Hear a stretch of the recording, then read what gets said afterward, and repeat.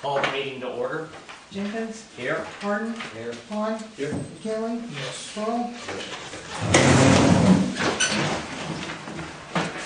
I pledge allegiance to the flag of the United States of America and to the republic for which it stands, one nation, under God, indivisible, with liberty and justice for all.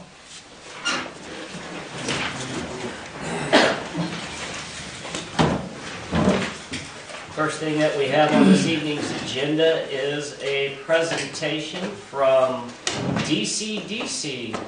Ruth, you have the floor. Thank you. Thanks for letting us come tonight. I have sent you some update about what DCDC has been doing, especially in the Farm City area. And tonight, Ken Bielen, our board president, who's also with the DeWitt County Farm Bureau, and Kevin Myers, Chastain and Associates, our board secretary, Marion Broussard, our vice president, who's also with the Clinton Chamber of Commerce, are here tonight. And Kevin and Ken will have some things to talk about with you. As you know, several years ago, the Development Council was formed. We had several people from the Farmer City area and from all of the county involved in getting input from our citizens and seeing what type of organization they wanted. At that time, a 501c3 was then formed. Some of the people from the county that are involved here were Kevin Maxwell, Kurt Holman, and there were several other people from the Farmer City area that showed up at the meetings and expressed interest in seeing this go forward. And following that, by population, you had supported the organization to the tune of $13,000 per year. And we're here, the 3-year period that was initially agreed upon is up. And so we're back here tonight to seek support for additional financial support for the organization. And the DCDC has been working closely with the city manager, Larry Willing, on economic development opportunities.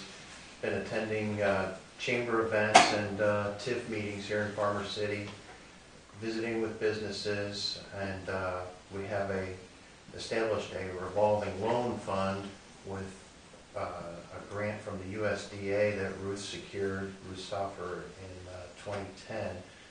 The initial grant amount was $110,950, and it's for gap financing to assist DeWitt County businesses to get started or to do improvements.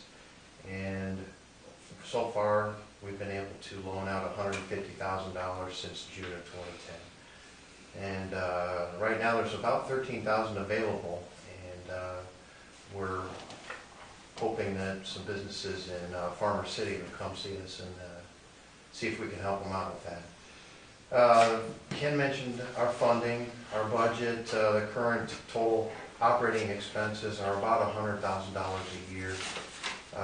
Ruth Stauffer is our only full-time employee.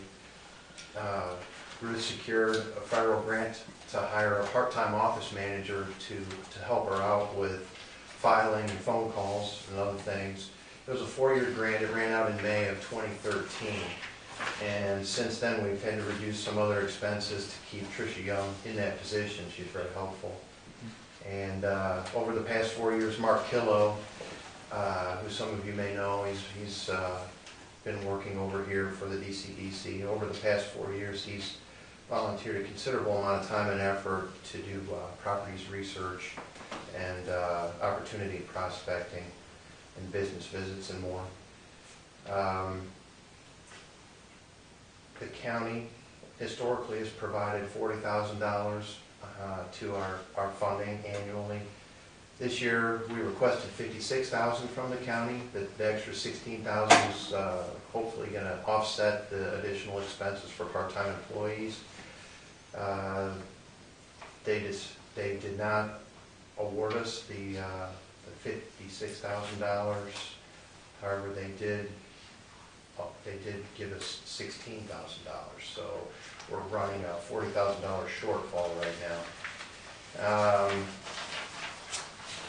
We had a meeting with the city of Clinton, and they have historically provided $47,000 annually, and we requested that amount, $47,000, and the request was well received. I believe it's being voted on at their meeting this evening.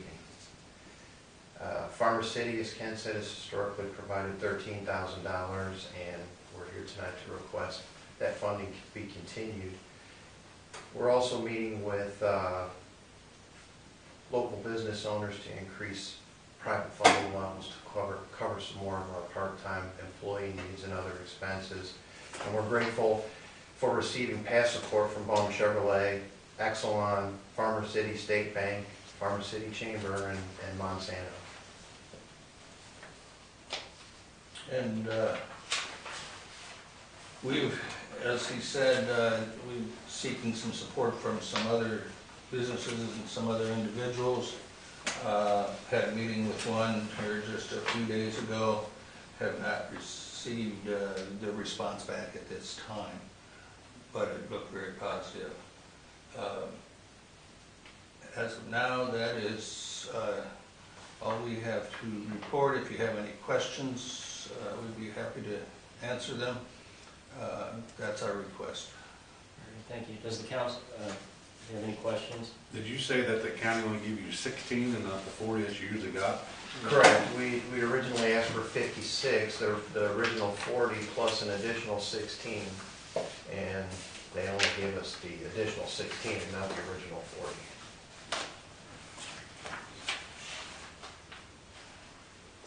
Are you just requesting funding for the year, or are you requesting for the 3-year, to renew a 3-year commitment?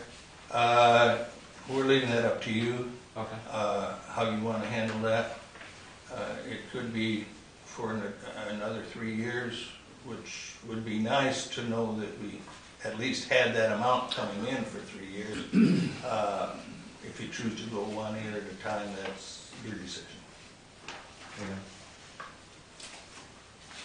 I've seen a lot of good from DCDC, and being involved in the chamber. Ruth and Mark are very involved in helping different businesses in town out, helping us out as a chamber. So I definitely think it's worth supporting them, especially with the percentage of work that they put into the community and the percentage that we're paying out. It's a bargain in my opinion. You guys have any I have a questions? question. Are you going back to the county board and trying to find out where that other 40 is at, or if they're going to give that to you, or what's your plans there? Well, we had a little discussion in the car on the way over here.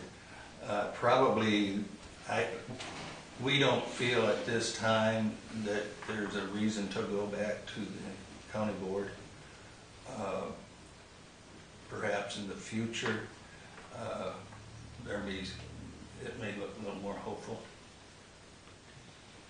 But the long answer on that is yes, we want to have the county restore the funding at a minimum that they were providing before, and so we'll be working towards that end. We're just not sure of when to do that. This is a budget item, and we are beginning work on the budget, and we actually vote on we'll have to approve the budget by the last meeting in April. I'm looking over there for, Yes. so it would be placed up in our budget for discussion. So we've already set the budget for this year, so the $13,000 that you received from us last year was a budgeted item, and it'll be that way too. It will be put up on in the budget and then debated amongst the councilmen. You'll know approval at that time. So, Okay. Any other questions, gentlemen? We appreciate your time with us, and we appreciate the past support. Hope you can continue. Yes, Gentlemen, thank you very ladies, much. thank you very much for attending this evening.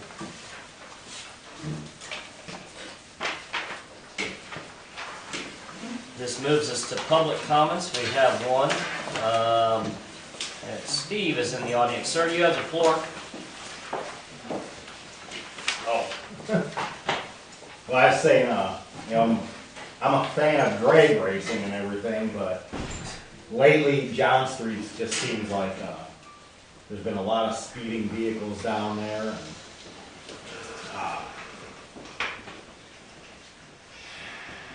I don't know, it just seems, since the weather's gotten nicer, Okay. people are increasing their speed, and, you know, there's kids that play down there, kids walking from school, and it's not any particular time of the day, but You just You know, increase in speed. More at night, during the day, after school. any time of day. It's, you know, they come around off 54 and it's, you know, Is it that first block or is it all Accelerating. the way up? pardon? Is it that first 2 blocks or block or is it all the way up or how is it? Yeah, he lives close. You live I live closer. close to 54. I live next to the abandoned property there. So it'll be the first 2 blocks in on John Street. Well, even further up. I notice a lot of students leaving, I guess they're students leaving school, and, you know, once they get past the school block, it's, but I've noticed down by my place quite a bit. As a matter of fact, last Sunday, Officer Ballard was over it, and he was in the driveway. And the squad car was running, and some guy was heading towards 54, and he came past my place, and it seemed like he was doing about 50. And he didn't have a lot of room to brake, and Officer Ballard was like, didn't recognize the vehicle, but he was going to go have a talk with him. And yeah, they just fly down that road. Okay, so If we could get a police, you know, more police presence, or Officer Ballard's been down there, so he obviously knows about it if he had a heart-to-heart with someone. oh yeah, Okay. you would know. I don't know if even, you know as well as I do, if we go to post sign or something like that, a sign's a sign. Right. Oh, exactly. Yeah.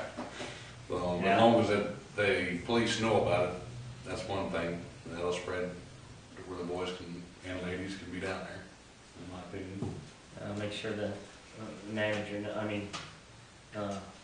talk to the chief, and maybe an increase in presence. It always helps a little bit. So, thank you, sir. All right. Thank you. Thank you.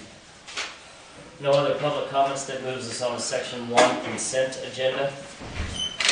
Make a motion to approve the consent agenda?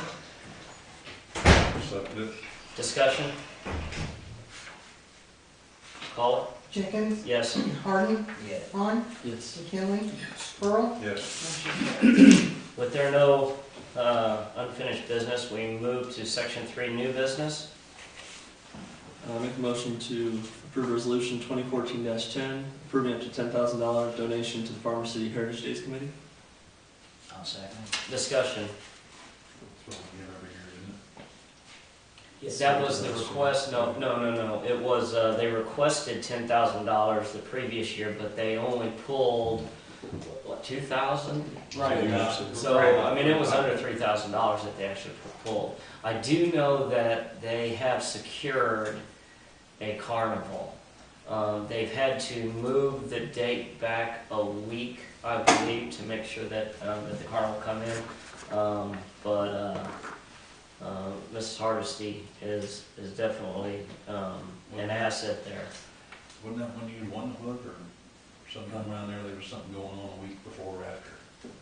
Whenever she was up here, I thought it was. I don't know, too far back. I think this group's out of Kentucky, is all I would. That's what Jill told me. Yeah, so, The name of the carnival is on my city manager's report, and I'm not sure if it was worded inside the resolution. And the Feud and Hillbillies, still, she had them set for the original date. This other date there's a question whether they're gonna be able to come or not, but if not, she's got some other good bands.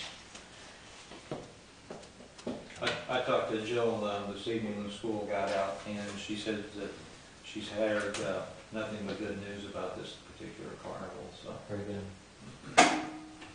And sadly, when you look at the, or at least the carnival presence, at least in regards to the fair, this is definitely something, at least my opinion, that this community needs.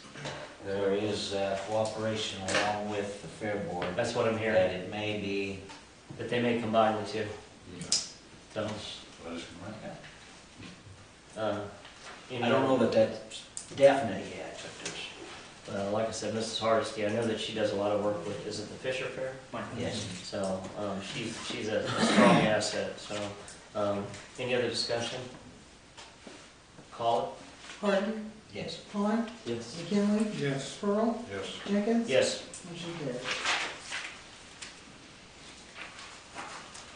Make a motion to approve resolution 2014-11, approving the high bid for the 2014 farming season for the city-owned 20 acres. I second it. Discussion? Historically, this is cash rented out at $175, and you see that because there was some interest this year between two parties, and then we had to throw out the bids at the last council meeting and rebid it, that it has gone up to $295 an acre. So obviously it was a pretty good bargain for the first 4 years. Yeah. So.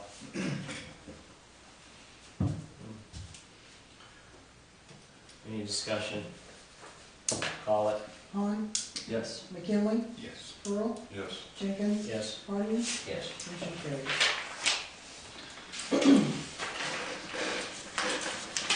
Make a motion to approve resolution 2014-12, authorizing the city manager to sign documents to purchase a 1998 Duco digger truck for the electric department. We replaced the truck. Do we have a second? I'll second. All right, We discussion. have one now. Yeah. How old is it? 1990. Rick secured these pictures. I didn't want to kill another tree and go through a lot of vein. Rick's brought this to me. The truck that they had was a 1990 Chevrolet gas. The company's no longer, hasn't been in business for quite some time. There's no service available to it. It's a light duty truck compared to this truck. They've looked around and for some 6+ months trying to come up with something. He had priced new trucks. New trucks are about $170,000 up to $200,000. If you price this truck out new, he's talked with the two linemen, Mark and Russ, and they think that this truck would do everything that they needed to do. So they are upgrading. This is a diesel. How much is it? Total would be $34,361. That includes $1,800 to have it delivered. The one we have now is a 90. It's a 1990. Rick tells me that because of the nature of the truck, basically everybody's telling him you'll have to sell it as junk because of the liability with that particular truck. I was going to check and verify that if it goes that far. I'll make sure that we have to sell it that way. But I remember a bucket truck request coming in a few years ago, and it was $170,000. right, now this is a digger truck. Now this truck, it shows a picture with a bucket on it. If you flip, there's that other one. But they're going to take the bucket off. This is for to be able to set poles. He had told me that like the poles up at around the football field, the truck that they had basically it wouldn't handle it. This truck was more apt to handle it. It is a heavier duty truck. I had told Rick this morning to send me up a couple pictures of the current truck so you could look at it and see. There's really no comparison. This is a bigger, heavier duty truck. He wanted me to bring it to you and get your official opinion, so that's what I'm doing. The last one, the truck that they have now, what I've been told is it doesn't have very much power anymore. Right. And you can't lift some of the coils or whatever. Right. And once you get off-road, it's a 1990 gas. No, for no more than we use one. That's a good buy. Yeah. Wait. Glad to wait. He will have to get tires on it in the future. He's priced tires locally, so he would get state bid tires to put on it. So And we have the money in the budget to. yes, we do. There's $75,000 that was budgeted that's sitting there. So this is well into that amount. Been budgeted for, since we've been on here. if I'm not mistaken. Well, we've tried to budget for a new truck, but that just wasn't possible, so we budgeted as much as we could for a used one. Yeah, thank you. Colin? McKinley, Yes. Pearl, Yes. Jenkins, Yes. Harden, Yes. Klein, Yes. motion carried. Moves us to section 4, other items, the city manager's report. A couple things on here, the spring cleanup day, dumpster days, if that's what you'd like to call it, will be Saturday, May 3rd. It'll last as long as the dumpsters are available, and obviously they flow over pretty quick. But in the spring, starting last year, there had been so many complaints and concerns about it always being on a Thursday. We moved it back to the weekend for the early one, and then the fall one will be during the middle of the week. The city clerk has been checking constantly with the state of Illinois. They've got some glitches in their reporting system with the state, as we were going to try to turn outstanding debts over to them on utility bills. They're several months out, at a minimum 4 months out, because of their new programming that we're doing. So we're going to go ahead and proceed and turn some of our super old bills over to a collection agency. That list is being prepared, and Angie in City Hall, she's kind of taking the forerunner with that. Water Department has been working still on those frozen water lines that just never seem to go away. They've gotten all but one cleared up. Maybe late this afternoon it might have finally thawed on its own. It is the main and the tap is underneath the highway, and so they're not obviously going to go out and be cutting up the highway and everything. The person has water. They've been sharing water all along, but obviously we want to get their water line reopened and the service back to them. The APPA meeting was last week. I did go and meet with Rodney Davis. There's several things that were discussed, and when you think about it, you might think that some of the stuff doesn't pertain to Farmer City, but you own a power plant. One of the big things was the natural gas shortage that affected everybody this year. It didn't affect our power plant because we're not constantly generating, but Springfield Light and Power stated that there was a time when they needed to generate. They didn't have any natural gas available to them, so they had to generate off of coal. Obviously, coal with the emissions is becoming a problem. The electric shortage for up in the Chicagoland area was a great issue with the thought that Clinton Nuclear Plant may close. They're trying to figure out where's the excess power going to come from, and they're saying be very careful because in Illinois electric rates are going to skyrocket. I spoke to them about what I think is a concern with FEMA, the way that Gifford had been treated, and should we have a tornado or a flood or anything come through here, that we might find ourselves in the same predicament that Gifford's in. There were several mayors out there and city managers. I asked them about how the winter had treated them, and I spoke with a representative from Root House, and they said that it had been so cold that their water tower had actually frozen, split in 4 different places. So it's been a rough winter all around. It just wasn't Farmer City. And if you gentlemen, 3 of you live over on Washington Street, you know that they were chasing a water main leak today. So the frost is starting to leave the ground, so the leaks will start showing. They've done some work out at the water treatment plant, the lift station behind the cemetery. A lot of that work has been completed. So they're up and they're getting some pretty good shape on that. They had talked about sand filters out at the sewage treatment plant were going to have to be replaced. And Calvin had an engineer come over from the Farnsworth group. They went out, they looked at the plant, kind of thought that maybe the plant was overly designed for the population of Farmer City right now, and those sand filters won't have to be upgraded. If they don't have to be upgraded, that could be a savings of up to $300,000 for the city. So that'll be a big one right there. Other than that, securing substations was also another issue at the APPA meeting, that they're thinking that people will go around and start vandalizing substations. Ours is relatively secure because of where it's at. They were talking as much as building concrete walls around substations to keep them secure. So Why would they vandalize them? What's the reason? why are they vandalizing? Because There was an incident in California Right. where a substation was vandalized, and then Congress, about a year later, found out about it, and then they're starting to talk about physical borders everywhere. Why is it vandalized? Why was it vandalized? That was a What's their intent? They don't know. They honestly don't know. They believe it was a Just to interrupt homegrown. the power, just to throw things off? That's what they're thinking, but there was another feed that came into this particular area, so it really didn't disrupt.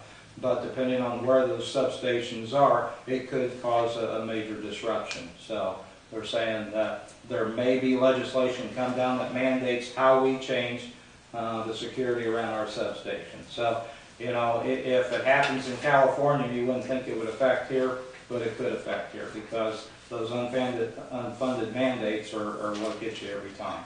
So it was a very good meeting out there. So I think that we brought back some good information to pass on to Rick. So. Any questions to the city manager and his report? I have one. You go ahead, Pat, please. On the cleanup day, I had several people talk to me about, is there any possible way we can make sure it is residents from Farmer City? And making sure that it's not all being dumped on before opening day, 8 a.m. or whatever it is. Well, Any suggestions or? I can tell you that normally they've tried to control early dumping and have area not bring the dumpsters until that morning. That is one thing that they've tried to do. Keep in mind that Santa Ana Township also pays for the dumpsters, so anyone within Santa Ana Township can go out there and discard any excess material. Other than that, you'd have to have somebody out there physically checking IDs off of a DL or something. And I don't know if you really want to get into that, but anyone within Santa Ana Township, because they do donate to that. So. I was going to bring up the same thing. I think the problem last year was they dropped it off the night before, and by the time you got there, the day that it was already full. So if there's any way to either barricade it or I don't put a presence out there. I just don't think that it was absolutely, I hate to use the word fair, but those people, you know, I knew the dumpsters were there Friday night, but I waited till the next day before I dumped. And I know a lot of other people did too. You go out there Saturday. You know, if I put it on the mayoral page that we're going to have it May 3rd, they drop it off May 2nd, the people who wait till that day to get there, it's already full. It's just not quite fair. I mean, or I could promote, hey, when the dumpsters get there, you know, free for all, make it happen. You're gonna have to pay for them to deliver it on Saturday, but what you pay them to deliver on Saturday is gonna be cheaper than having somebody set up watch all the time. So I Watch how you publicize it. That's the big thing. Just watch how you publicize it. I think. and just say that when the dumpsters get Yeah, there. I hate to say this because I'm not saying infringing the freedom of the press, but the press maybe wouldn't just say that, you know, just signed up around town, you know, discreetly, you know, a few days before that, and they kind of pass the word, you know, so you don't have the rest of the world stopping in on us and saying, hey, you take my stuff. That's the way it always is. Just don't publicize it. Any other non-agenda items? I've got one. I've talked to a couple of people here in town about the Fiatron. I talked to Pat about it also. They have lost that service. I talked to Cabina, and at the time I talked to Sharon Steiger, she didn't know this, but I called Cabina Rentals, and they have lost that service, and they would like a donation. She's going to check to see if they'll even accept Farmer City. She hadn't. Nobody's using it. Well, they are using it, but it just didn't contribute. Nobody contributed any money. And we did in the past. I don't remember if it was last year. Well, they came in today and talked to Sandy, and Okay. Sandy told them that it was too late to be an agenda item, but if they wanted to make a formal presentation at the next meeting, that they could do that. Yeah, I told So, are they gonna be on the agenda? I'm gonna put them on the agenda. So, yeah, they came in late today. This is they said anywhere from 10 to 20 people use this, and it's a real nice service for some of these people. Some people, it's the only time they get out of town. So And you said they have lost it. they have lost it. That's what Cabana told me. So I would like to see us chip into that. Very good. We had in the past, Yes. I think 2 years ago. I can't maybe remember. They requested, they haven't requested. Right. I had one non-agenda item as well. I had requested, with our website, Lynn has been doing a lot of the work. He's also been uploading the videos for the city council videos online. The website, I don't know if you've been on there and explored, and of course I encourage you all to do so. Still needs a lot of work. The amount of time and that we currently pay for the work that is done is just insufficient for the work that needs to be done. Lynn has kind of written up a report for us, and I would encourage Mr. Armaker to give that report out to all of our councilmen, and then in the upcoming budget, I would love for us to explore ways that we can improve our website presence and the amount of hours that's on there. So, Mr. Armaker, if you have that paper available for the rest of the councilmen, I would appreciate it. Is there any other non-agenda items? Entertain a motion to adjourn. Make a motion to adjourn. I'll second it. Call it. Pearl, Yes. Jenkins, Yes. Harden, Yes. Vaughn, Yes. McKinley. Yes. Carey. Gentlemen, have a good one.